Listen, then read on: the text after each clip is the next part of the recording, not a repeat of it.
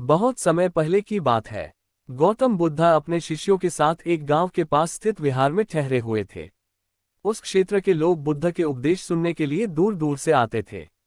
बुद्ध लोगों को जीवन की समस्याओं का सरल और व्यवहारिक समाधान बताते थे। उसी गांव में आनंद नाम का एक युवक रहता था।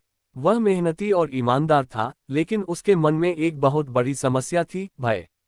वह हर छोटी बड़ी बात से डर जाता था। कभी उसे भविष्य की चिंता सताती, कभी असफलता का डर, तो कभी लोगों की आलोचना का भय। उसके मन में हमेशा बेचैनी बनी रहती थी। जब भी वह कोई नया काम शुरू करता, उसके मन में नकारात्मक विचार आने लगते। अगर मैं असफल हो गया तो, अगर लोग मेरा मजाक उड़ाएंगे तो, अगर सब कुछ गलत हो गया तो।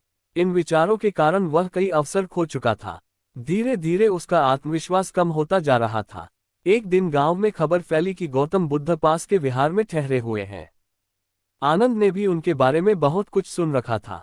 लोगों का कहना था कि बुद्ध मन की उलझनों को दूर करने का मार्ग बताते हैं। आनंद ने निश्चय किया कि वह बुद्ध से मिलकर अपने भय का समाधान पूछेगा। अगली सुबह वह विहार पहुंचा। वहां सैकड़ों लोग बुद्ध के उपदेश सुन रहे थे। वातावरण अत्यंत शांत था। पेड़ों की छाया में बैठे बुद्ध के चेहरे पर अद्भुत शांति झलक रही थी। उपदेश समाप्त होने के बाद आनंद धीरे धीरे बुद्ध के पास गया और हाथ जोड़कर बोला, भगवान, मैं बहुत भयभीत रहता हूँ।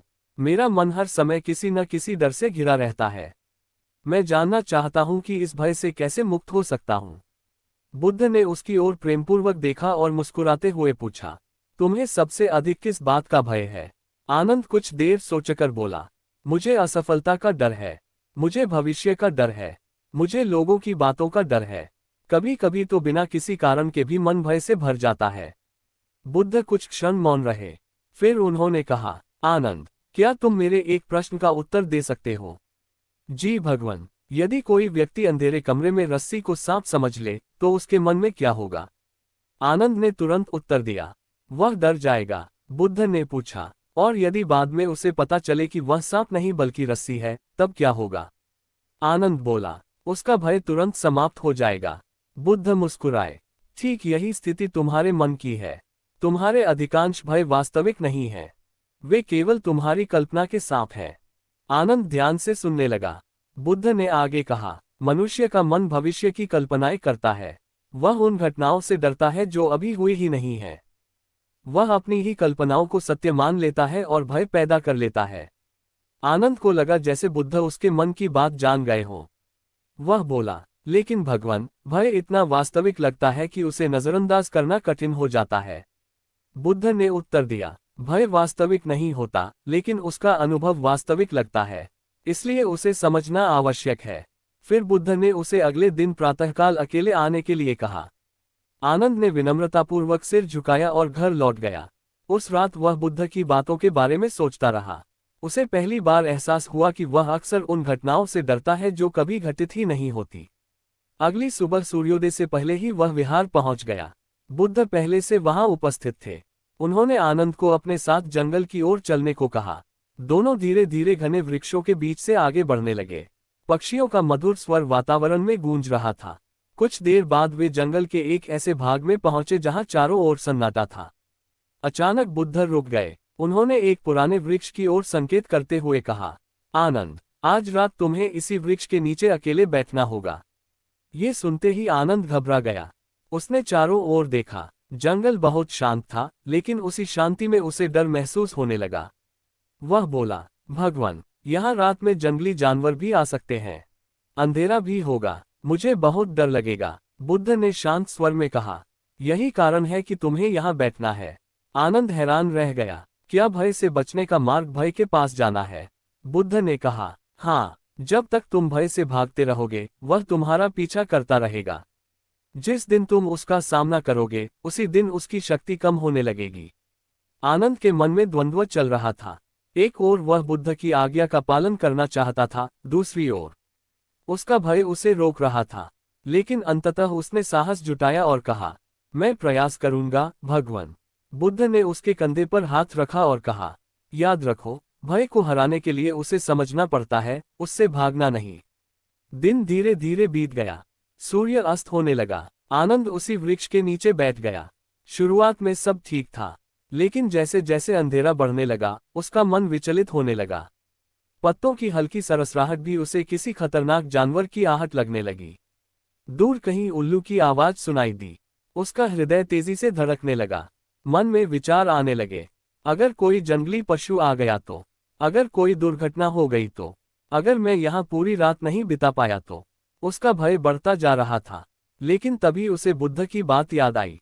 भय को देखो, उससे भागो मत। आनंद ने आंखें बंद की और अपने भीतर उठ रहे भय को ध्यान से देखने लगा। उसने महसूस किया कि उसका शरीर कांप रहा है, सांसें तेज हो रही हैं, मन में अनेक कल्पनाएं चल रही हैं। लेकिन कुछ देर बाद उसे एक आश्चर्यजनक बात समझ में आने लगी। वास्तव में उसके सामने कोई खतरा नहीं था, सिर्फ उसका मन ही डरावनी कहानियां बना रहा था। वह शांत होकर बैठा रहा। धीरे धीरे उसका भय थोड़ा कम होने लगा। लेकिन रात अभी लंबी थी और उसके सामने एक ऐसा अनुभव आने वाला था जो उसके जीवन को हमेशा के लिए बदल देता। रात गहरी होती जा रही थी। जंगल के बीच पुराने वृक्ष के नीचे बैठा आनंद अपने मन में उठते भय को ध्यान से देख रहा था। कुछ समय पहले तक जो डर उसे असहनीय लग रहा था, अब वह उसे समझने का प्रयास कर रहा था। चारों ओर घना अंधकार फैल चुका था। चंद्रमा बादलों के पीछे छिपा हुआ था। कभी कभी ठंडी हवा के झोंके आते और वृक्षों की शाखाएं हिलने लगती। पत्तों की सरसराहट सुनकर आनंद का मन फिर से भयभीत हो जाता। अचानक उसे ऐसा लगा जैसे पास की झाड़ियों में कोई हलचल हुई हो। उसका हृदय तेजी से धड़कने लगा। शायद कोई जंगली जानवर है। यह विचार आते ही उसका शरीर तनाव से भर गया। लेकिन उसी क्षण उसे बुद्ध की शिक्षा याद आई, जो दिख रहा है पहले उसे देखो, जो केवल कल्पना है उसे सत्य मत मानो। आनंद ने स्वयं को शांत करने का प्रयास किया। उसने ध्यान से झाड़ियों की ओर देखा। कुछ क्षण बाद उसे पता चला कि वहां केवल हवा से हिलती हुई सूखी शाखाएं थीं। कोई जानवर नहीं था। वह हल्का सा मुस्कुराया। उसने महसूस किया कि उसका मन वास्तविकता से पहले ही निष्कर्ष निकाल लेता है। कुछ देर बाद फिर एक आवाज सुनाई दी। इस बार वह आवाज पहले से अधिक स्पष्ट थी। आनंद के मन में फिर डर उत्पन्न हुआ, लेकिन अब उसने तुरंत प्रतिक्रिया नहीं दी। उसने गहरी सांस ली और धैर्यपूर्वक प्रतीक्षा की। थोड़ी देर बाद उसने देखा कि एक छोटा सा खरगोश झाड़ियों के बीच दौड़ रहा था। जिस आवाज को वह किसी भयानक खतरे का संकेत समझ रहा था, वह तो एक साधारण जीव की गतिविधि थी। उसके भीतर आत्मविश्वास की एक छोटी सी किरण जागी। रात आगे बढ़ती रही। अब आनंद अपने मन का निरीक्षण कर रहा था। जब भी कोई भय पैदा होता, वह स्वयं से पूछता, क्या ये वास्तविक है या केवल कल्पना? ये प्रश्न उसके लिए एक दीपक की तरह काम करने लगा। धीरे धीरे उसके मन की अशांति कम होने लगी। आधी रात के आसपास अचानक आकाश में बादल घिर आए। तेज हवा चलने लगी। वृक्षों की शाखाएं जोर जोर से हिलने लगी। कभी कभी ऐसा लगता जैसे कोई अदृश्य शक्ति जंगल में घूम रही हो।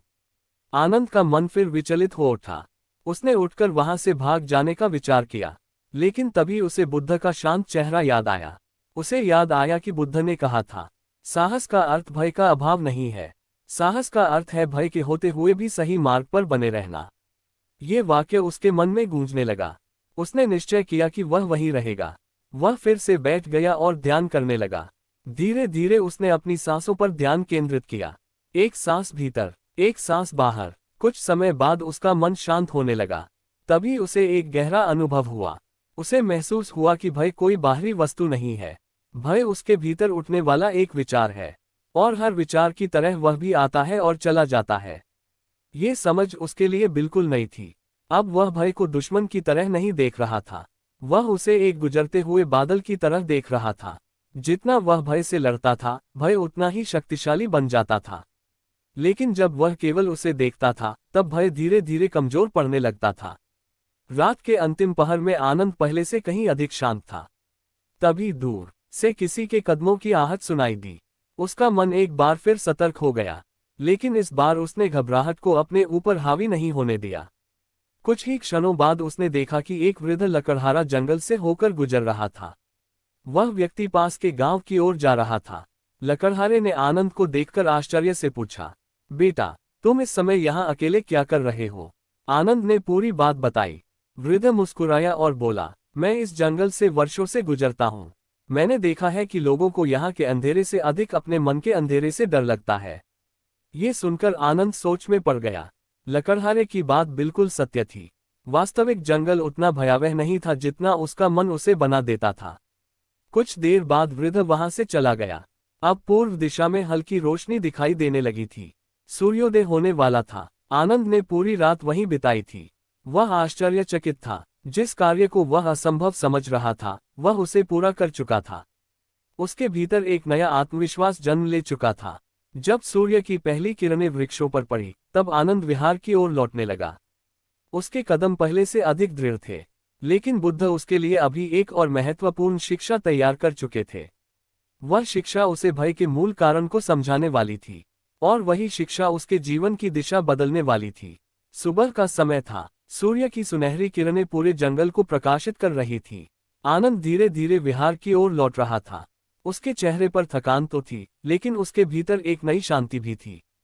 जब वह विहार पहुंचा, तब गौतम बुद्ध अपने शिष्यों के साथ बैठे थे। आनंद ने उनके चरणों में प्रणाम किया। बुद्ध ने मुस्कुराकर पूछा, आनंद, रात कैसी बीती? आनंद ने विनम्रता से उत्तर दिया, भगवान, शुरुआत में मैं बहुत डरा हुआ था।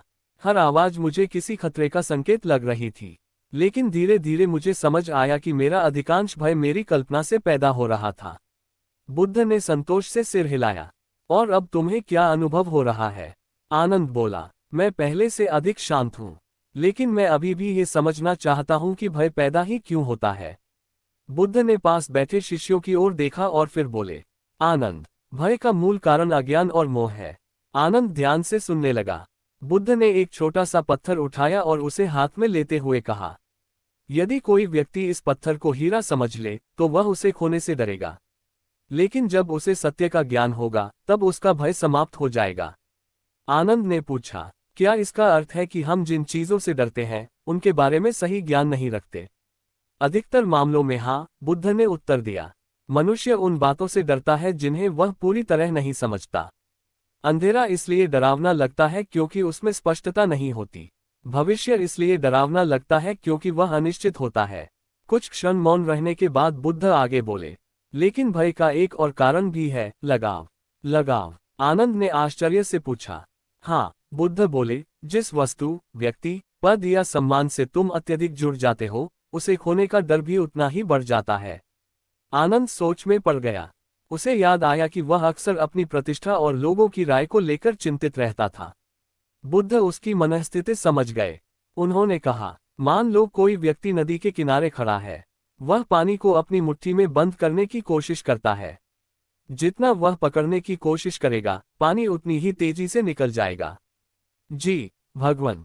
ठीक वैसे ही जीवन की हर वस्तु परिवर्तनशील है। जो बदलना ही है, उसे स्थायी मानने की भूल भय को जन्म देती है।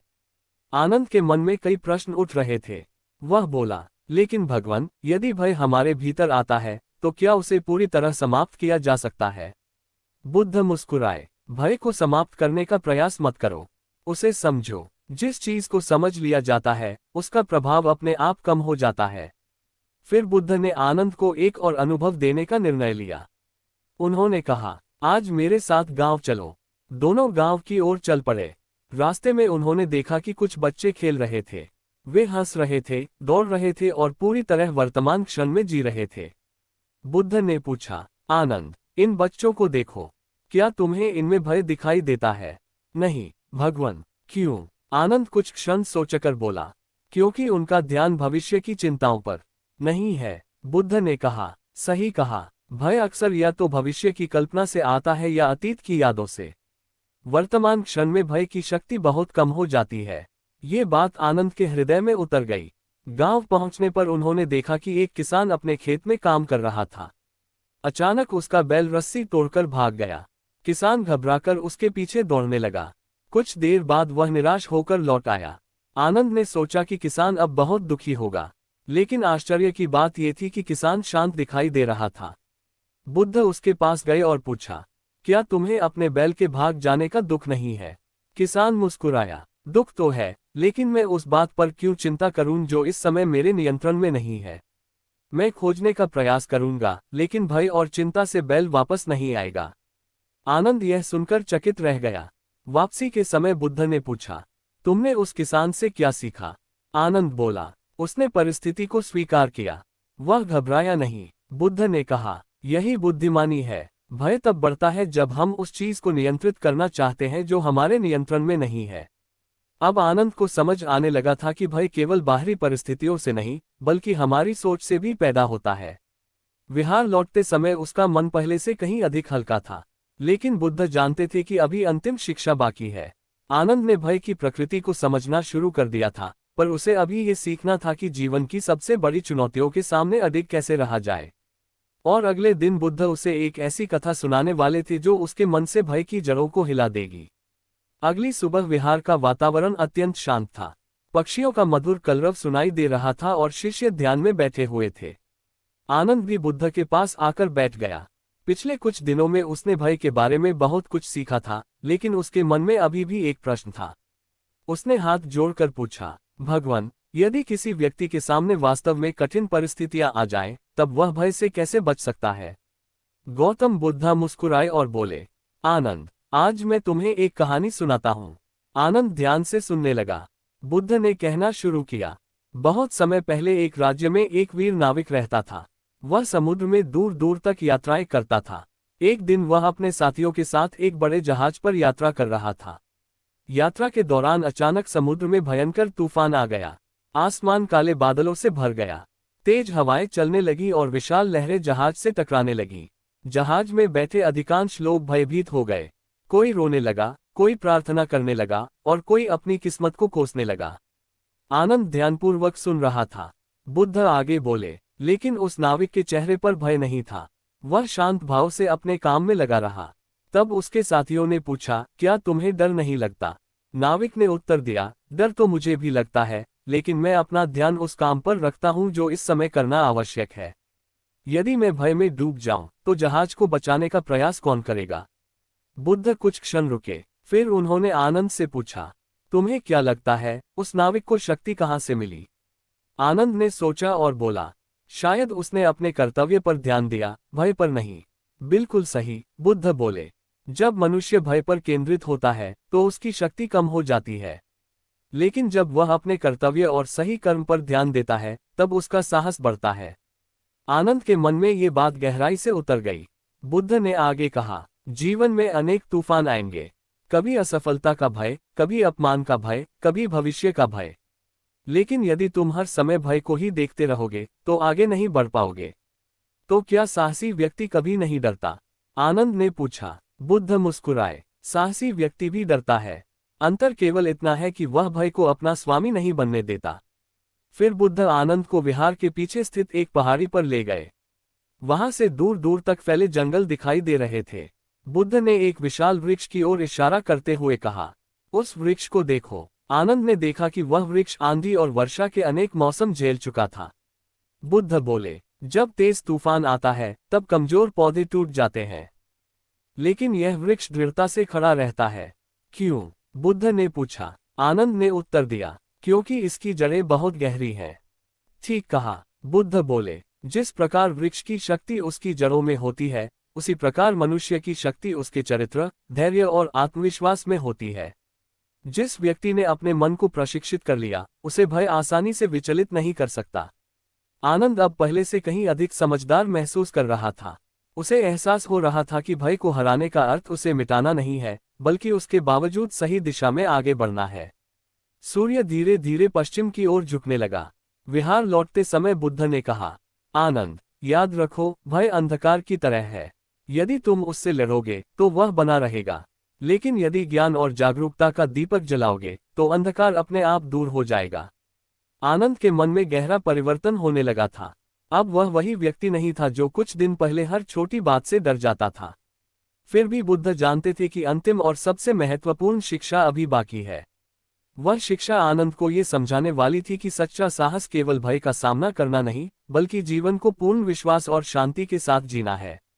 अगले दिन प्रातःकाल विहार में एक विशेष शांति थी। हल्की ठंडी हवा चल रही थी और पेड़ों की पत्तियां मंद मंद हिल रही थीं। आनंद बुद्ध के पास पहुंचा। पिछले कुछ दिनों में उसने भय के बारे में बहुत कुछ सीखा था, लेकिन वह अंतिम शिक्षा को सुनने के लिए उत्सुक था। गौतम बुद्ध ने उसकी ओर देखा और कहा, आनंद, अब बताओ, तुम्हें भय के बारे में क्या समझ आया? आनंद ने विनम्रता से उत्तर दिया, भगवान, मैंने जाना कि अधिकांश भय हमारी कल्पनाओं से पैदा होते हैं। मैंने ये भी सीखा कि भय से भागने के बजाय उसका सामना करना चाहिए।